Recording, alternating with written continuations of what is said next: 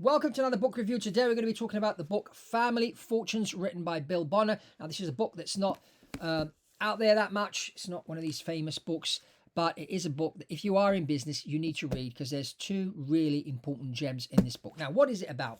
Now, Bill Bonner went out and studied successful families, and he discovered that many families would lose their wealth after generation three. It's actually 90% of families after the third generation lose all their wealth. So the question he asked himself, he says, okay, if 90% lose their wealth, what are the 10% actually doing that the 90% aren't? And how are they managing to multiply their wealth?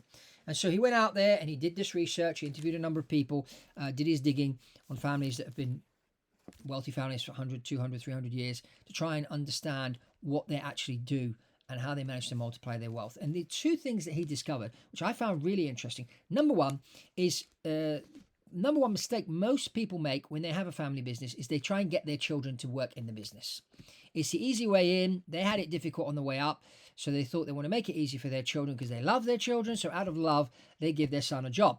The son's not very good at what he does, but it's your son, and so you just tick along. And then the son has a child, and the child eventually takes on the business, and before you know it, the business is gone. So what you need to do is what the 10% do is if they've got somebody in the family that's got the ability and the desire to take over the family business, very often they have them study.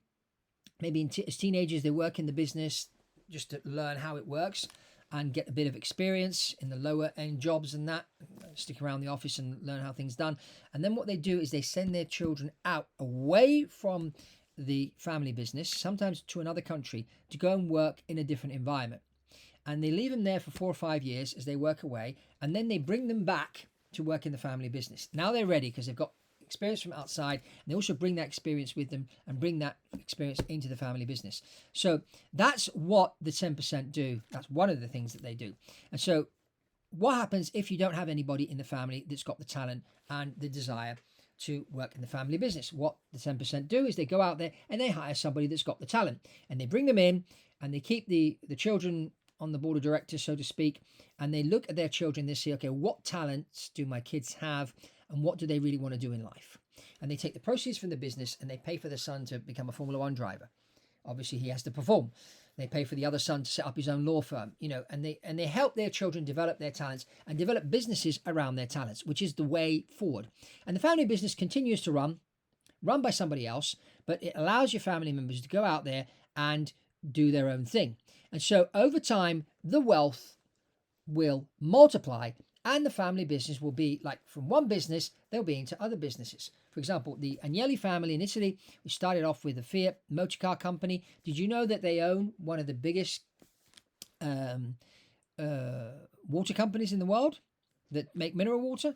They own yogurt companies and a number of other outfits out there because over generations, family members took interest in other things, and so they ended up creating other businesses as well. And this is not the only family that's done this. Many other wealthy families, and in the book Family Fortunes, Bill Bonner talks about these families. So that's one thing that these families do. The other second big thing is make sure that your boys, mainly the boys more than the girls, that the boys marry well.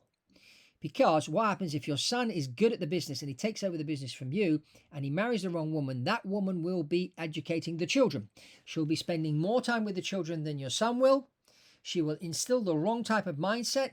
When the grandchild takes over the business, he'll blow it and the business will go out the window.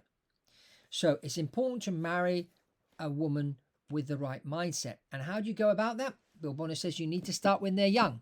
Make sure that you create friends that have kids. Make sure your family hangs out with other families with the same similar type of mindset. Your kids will make friends with their kids, and then hopefully down the line there'll be some marriages will happen. But you'll bring into the family a girl that's got the right mindset, that will educate your grandchildren in the right way with the right mindset, and then allow them to come in and your son as well. His wife won't be saying, no, come on, let Johnny work for you. Yeah, give him a place in your company. Let him be the managing director. But Johnny's got no talent and he has no desire to work for the family business. So it's really important to continue that, to make sure that if the grandson or the son has a talent, great, bring him into the family business. Talent and desire, two things they have to have. If they don't, let them go and do their own thing. And so the wife of your son needs to realize that as well and be on board with this type of philosophy, because it is very, very easy to give your son a job in your own company. It's very, very easy. But if you really want to help your son, unless they have that type of talent, you really want them to go and do something else. You really want them to do what they want to do. And that's really, really important. I mean, I'm grateful to my father, who had a very flourishing business in the hairdressing business, was doing very well. He worked with El Sassoon for many years, and I could have easily stepped into a career as a hairstylist. And as my grandmother wanted me to do, she wanted me to be a hairstylist. She said, it's easy for you. Your dad can pick the phone up, speak to Vidal, get you into the Vidal Sassoon hairdressing school in London, and off you go. My dad knew all the fashion designers. He worked with Armani, Valentino, all those guys. It would have been easy for me. My dad would just have to pick the phone up and I was in. But no, I wanted to be an aviator. I wanted to be a pilot. Nobody in my family flew airplanes. I'm the first one. But I went and I did it on my own. And my dad encouraged me to go out and go after my own dream.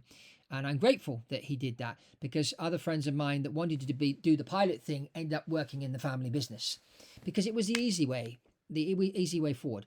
So Bill Bonner, Family Fortunes, really, really interesting book. So if you do have a business and you're growing your business and you're thinking what your kid's going to do, this really is a good one. I mean, we all want our kids to marry right.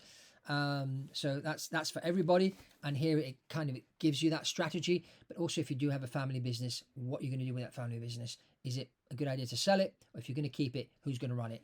And the questions and the strategies outlined here in this study of multi-generational families that managed to multiply their wealth over a time. So this is really, really interesting read, and I really don't understand why this book isn't a bestseller.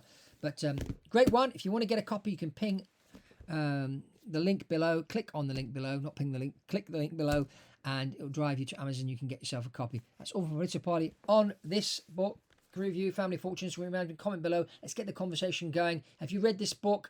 Have you been thinking about handing your company over to your son or your daughter? What are your thoughts on this? Let's get this conversation going, and I'll see you on the next one.